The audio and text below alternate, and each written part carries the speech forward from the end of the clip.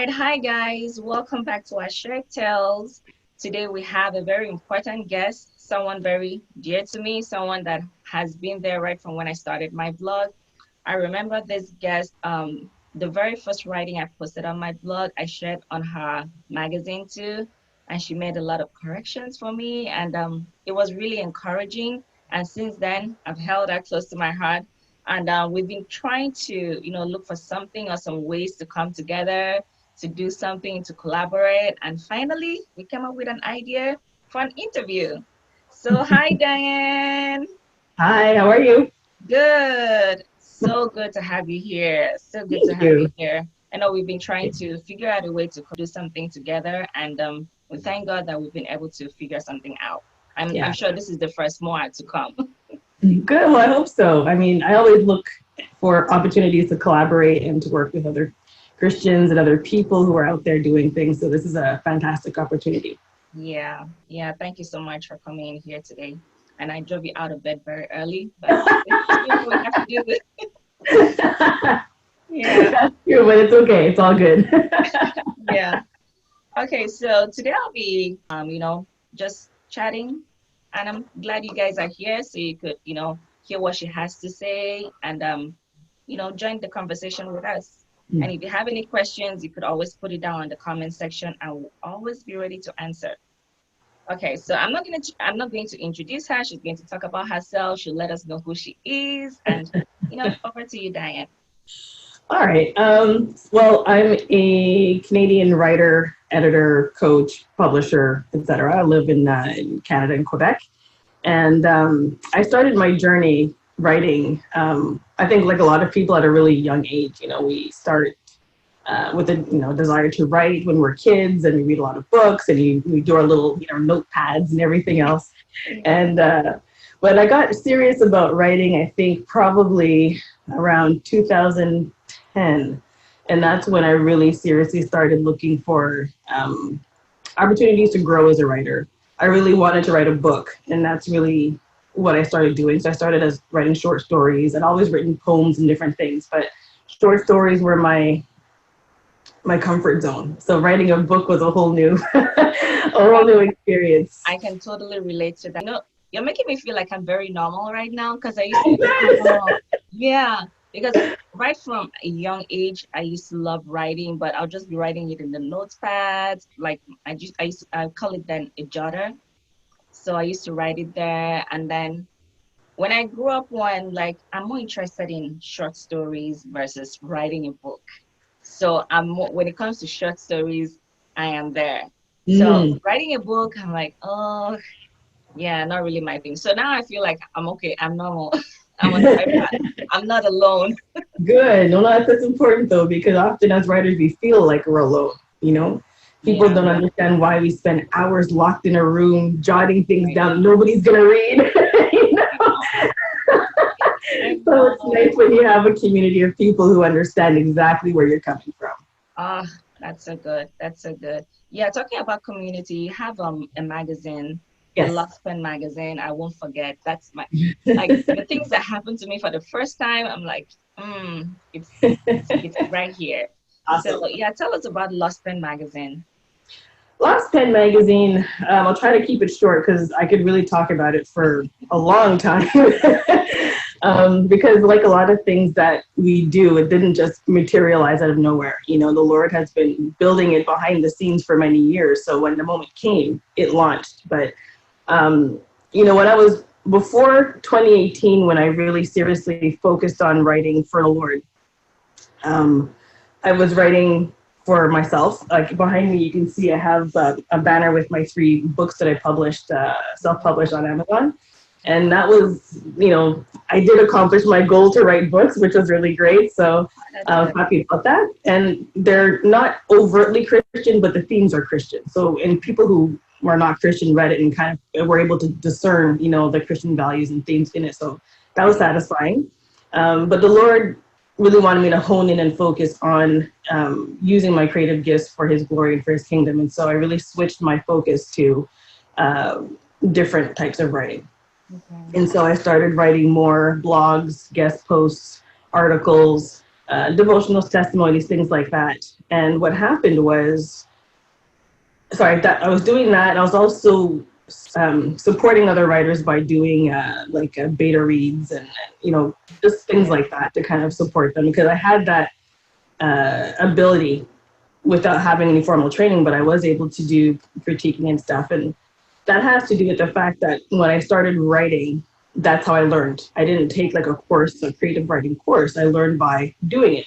I learned by writing with people who were better than me, who are not afraid to say that doesn't work. You know what I mean? So all Right. those things. Yeah. So I did take a course finally in 2018, a copy editing course.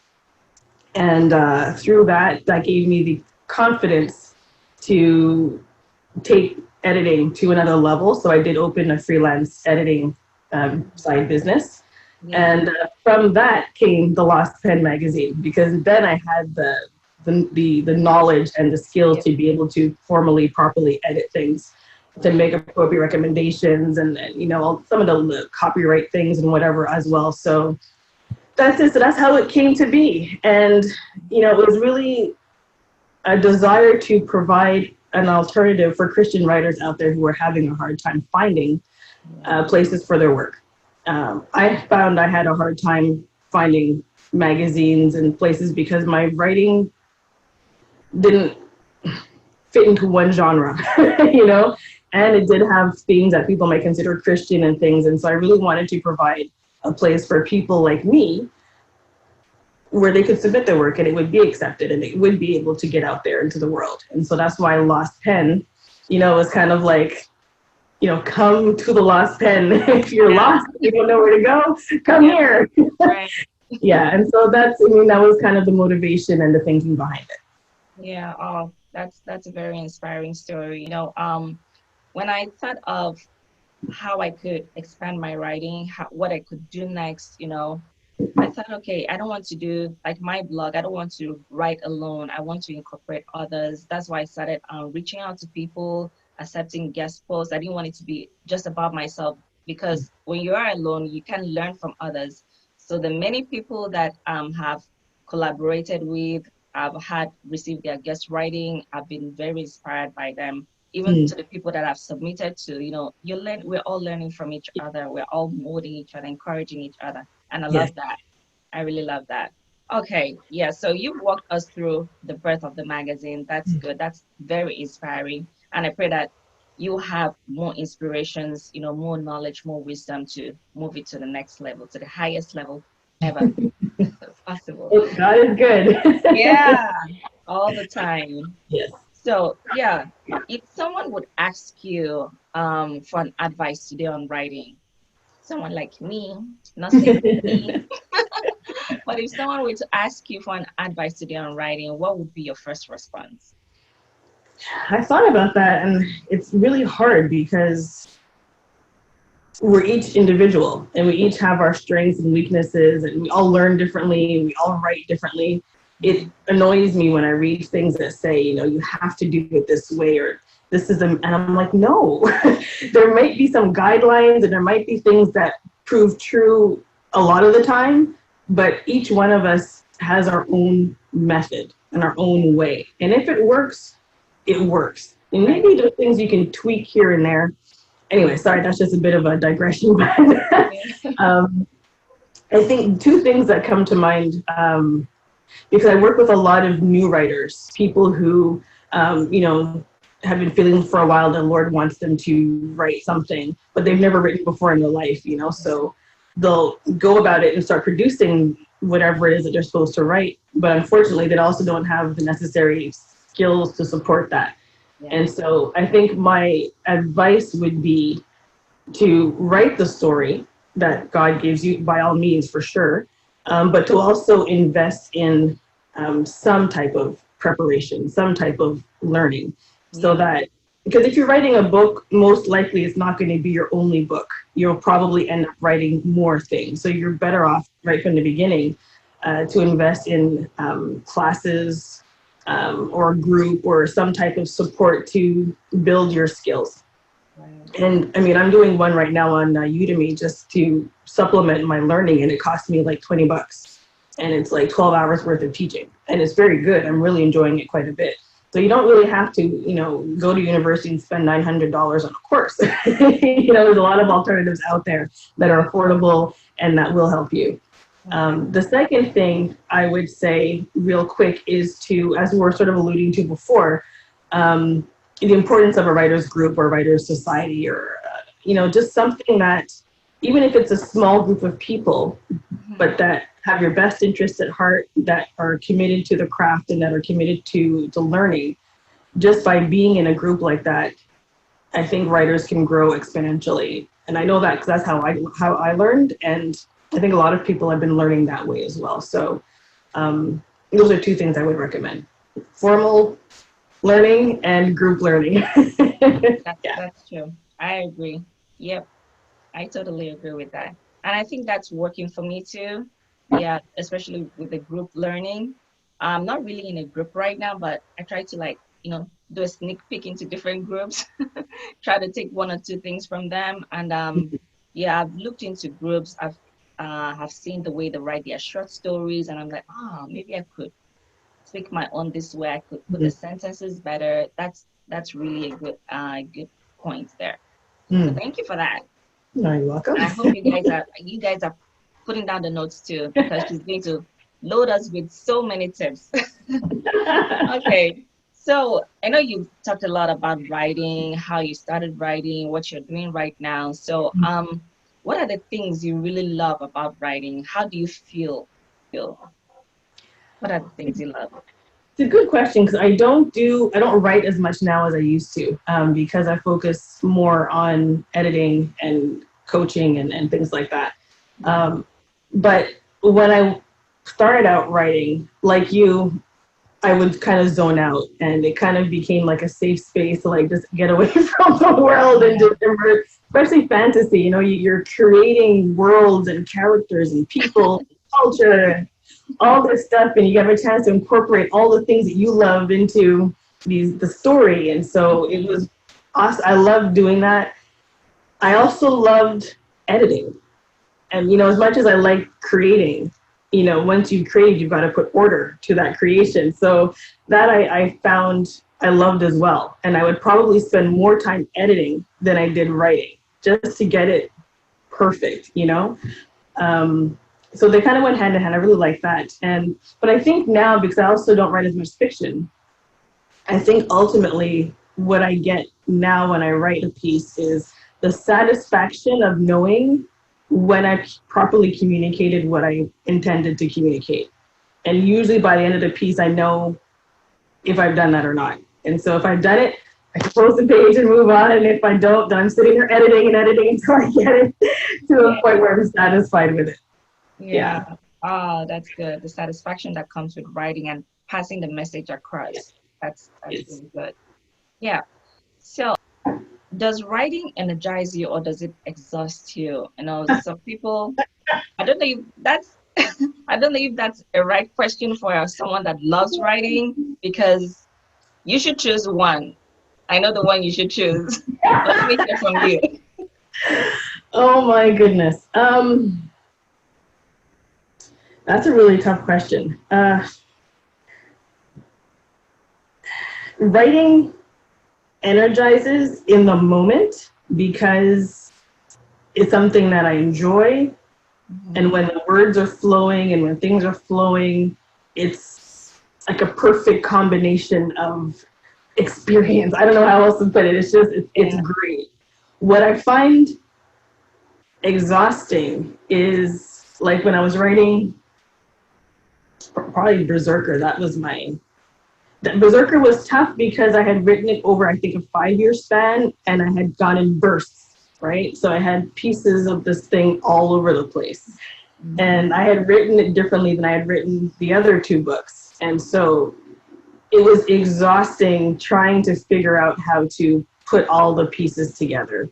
And at that point, I'd come back into writing after being away for 2 years. So I didn't have any support system or anything at that point. So it was very daunting and exhausting. And I Wow. remember writing blog posts about it and just going, oh my gosh, this is like, well, Wolfsbane was tough too. And I joked saying that that was the bane of my existence at that time because it was so hard to write. And then Berserker was like a whole other dimension of crazy. But Yeah. when it's done, it's like, yes,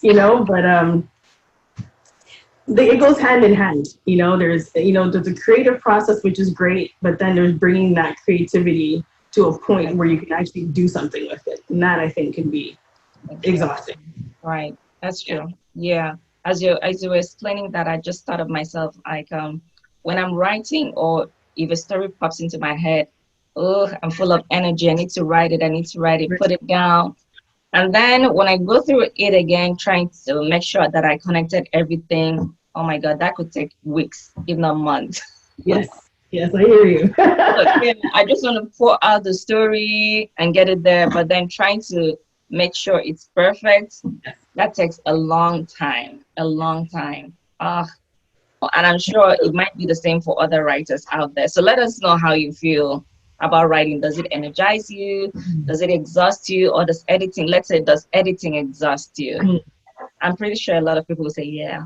Oh yeah, a lot of people don't like it at all, but Yeah, it's your they thing love to the if prefer you're writing. Yeah. it's because it's when you're doing writing, you're in creative mode, and then when you're editing, you're in logic mode.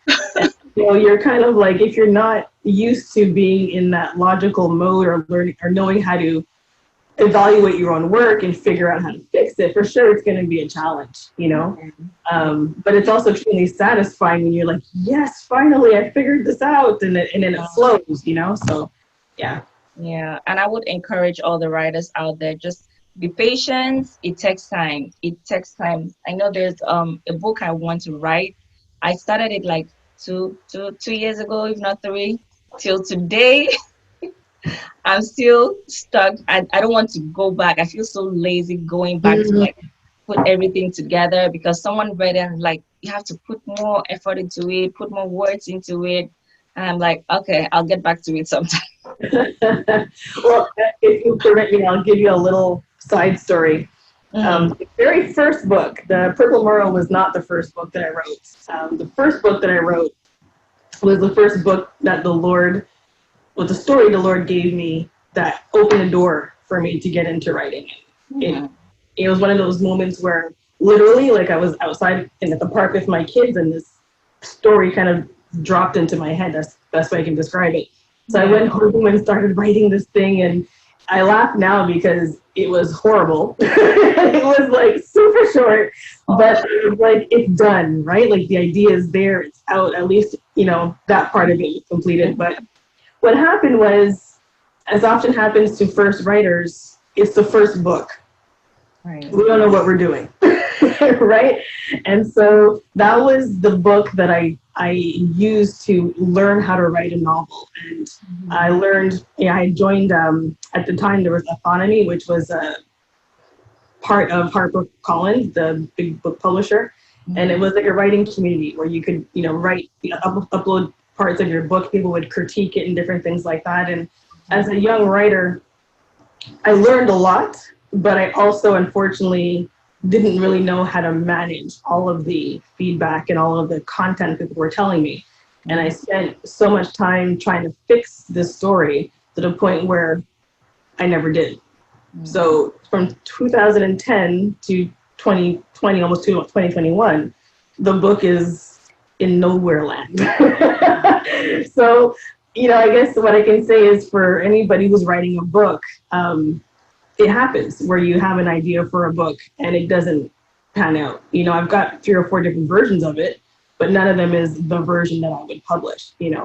So it happens. And if anybody has experienced that, please do not be discouraged. You're not the only one. This happens to even, well-known writers have books they've never published or they just can't figure out how to fix because it's unfixable at this point. So it Yeah. does happen, and unfortunately, you just gotta accept it and move on. Maybe one day Yeah. it'll be Yeah. fixed, but You it know, does happen. I wouldn't say I'm moving on from that book, but I put it aside and I said to myself, I felt like I'm forcing myself to write a book because writing a book is not really my thing. I just got encouragement. Oh, maybe if you write the story more, it could turn into a book. I'm like, I didn't really want it to be a book. I just wanted it to be a short story. So I felt like I was now forcing myself to write more to make it a book. And Mm-hmm. when I got the advice, oh, put more words into it, I'm like, I don't know. So Mm-hmm. now I kind of let it rest, and then I switched back to my idea of writing a collection of short story book.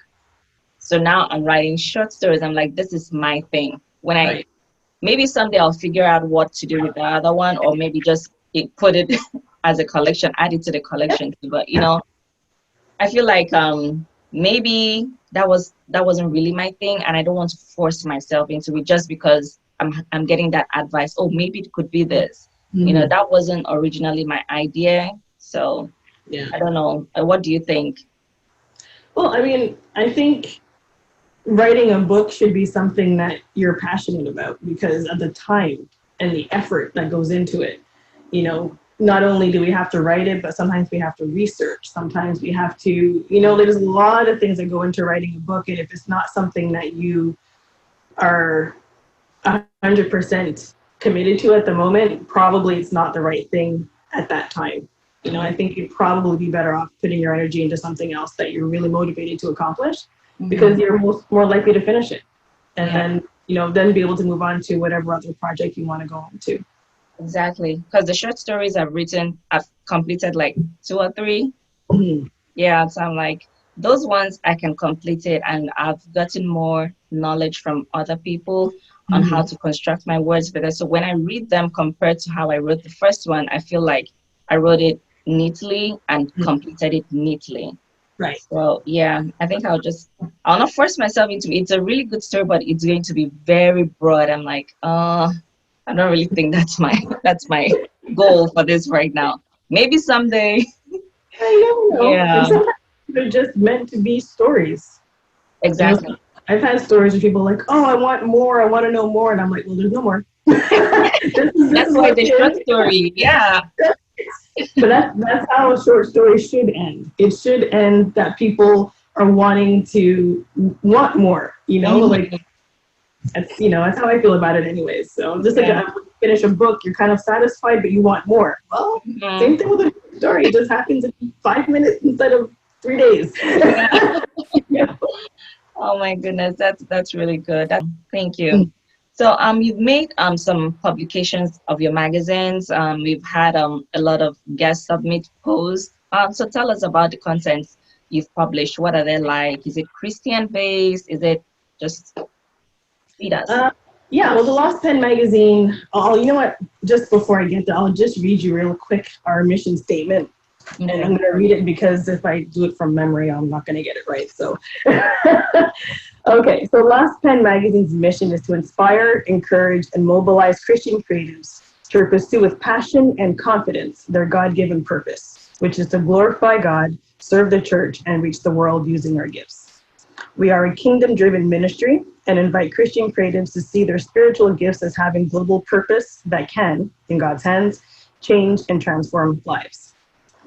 So that is our foundation, our mission, and our purpose. So it is a Christian magazine. We only accept Christian content, and that content can be fiction, it can be poetry, it can be, this issue we have interviews, we've got testimonies, devotionals, articles, opinion pieces, and we also accept art. So if there are anybody out there who's looking for a place to submit their art, we do accept photos, drawings, paintings.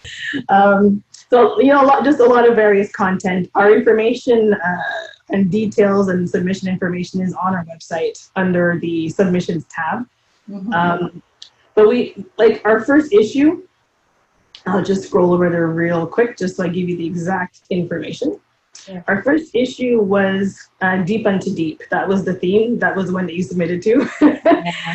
And the idea obviously was, it was inspired by Psalm 42:7. And that was, for me, I had written in the editor's piece that it was inspired by a song and then the psalm. And I really appreciate that. And so that one's available for free. All the magazines are free. So and they're available to download and on issue, which you can read online. Okay. Issue 2 was Beauty for Ashes, and that was inspired by Isaiah 61:3. That's another song that a song that I heard like 20 years ago that just stuck in my head. And so Yeah. I was like, I think that'd be a great theme for a magazine. And the idea too was to kind of touch on mental health issues. I just felt like it was an opportunity for, Christians to share whatever was on their hearts relating to that. And so there was a few pieces in there that touch on some of those themes. Issue 3, the theme is repentance and reconciliation, inspired by James 4:8. And that one is going to be released in mid-September. So it's coming up really soon, which is really exciting. And issue 4, the submission period is open now. And it's going to be open until September 13th or so. And the theme for that is Christ alone. And so I didn't think I needed a verse for that. So maybe I won't put a verse, but Christ alone. So that's our next theme. And I'm hoping to get that out probably in the spring, maybe late winter, if everything goes well. Yeah. Oh, that's amazing. And I love all the themes. Thank you. Oh. You've heard of her future publications coming up in the fall, in the winter, and the spring. So if you have anything, please submit to the Last Pen magazine. I'll put the link in the description to this video. So you can, reach out to her. If you have anything to submit, you can also submit it. So you have the poems, you have fictional writing, short stories too. So Absolutely. if you have art, you can also submit it. I don't know how to draw anything, so. Me neither. I wish I did, but I'm not very good at that.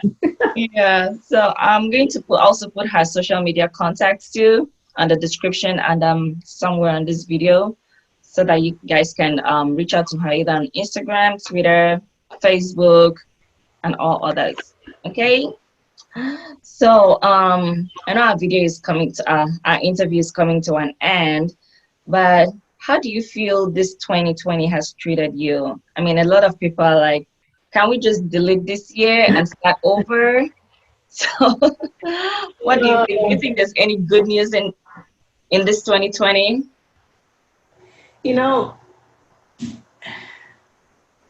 If I think about it as from a human perspective, the last probably 2 years have been rough. I think at the end of 2019, people were fed up with 2019. We're looking forward to 2020. Yeah. And then 2020 ended up being like this bizarre, I don't even know what you want to call it. Yeah. And there were times where I was just like, I don't want to read the news anymore. I don't want to, I was just, didn't want to do anything. I didn't want to look at social media because there was so much nonsense on there. But I think, when I was thinking about this question, as a human, we have feelings and we respond to things. But at the same time, our hope is in Christ. And regardless of what our circumstances are, we always have hope. We might not be feeling happy. We might not be overjoyed at the moment, but fundamentally in our heart and in our soul and our spirit, we have access to the peace of Christ. And I think that's the first thing that we have to remember, so we don't get overwhelmed and we don't get burdened down by a lot of things. But on a practical level too, what I was thinking is that one of the things I try to do is just focus on what I'm doing now, and just kind of blocking out as much as I can the things that I don't need to be focused on. Otherwise, I do get overwhelmed and I do start to feel like discouraged and just frustrated and like, I just can't take this anymore. So I find that focusing on, my purpose, my mission, my calling, and just moving forward with that, at least I get a sense that I'm advancing and that I'm accomplishing something that is putting something good out there in the world. And ultimately, I believe that I'm doing what I'm called to do. And I feel like if I'm doing that, then the Lord is happy. And if he's happy, well, then I'm happy. And then, so I think a lot of it is really our point of view, how we look at the situation, how we interpret it, and then how we respond to it. And if we have the mind of Christ, and if we are committed to doing the best that we can, I believe that he does give us the ability to do that. Yeah. Yep. I know. Yeah, 2020 has been, just looking at everything that is going on around the world, it just makes you sad. Hmm. Yeah, you just feel so much compassion on what people are going through, the circumstances, the situation they're going through. And I just had to, for me, I had to switch from that sad mood to just Thanksgiving. You know, just thank God for everything. As you wake up every morning, you have life, you have the opportunity to do things right again, to continue pursuing your passion.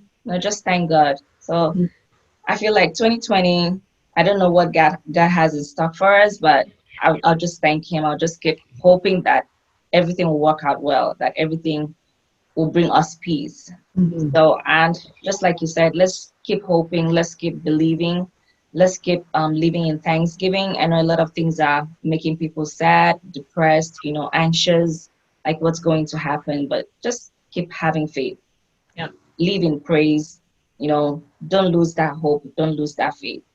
Things Right. are working out for our good.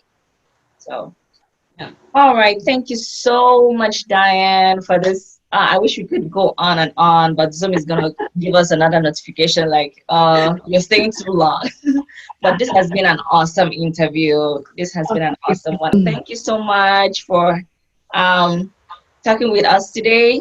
And guys, I hope you enjoyed this interview. If you have any questions, please let us know.